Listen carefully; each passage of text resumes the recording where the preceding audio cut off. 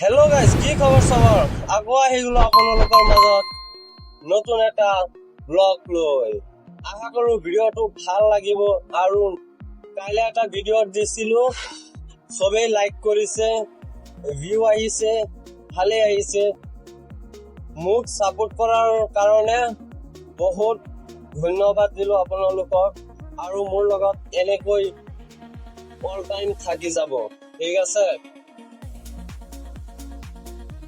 যেহেতু অনলাইনত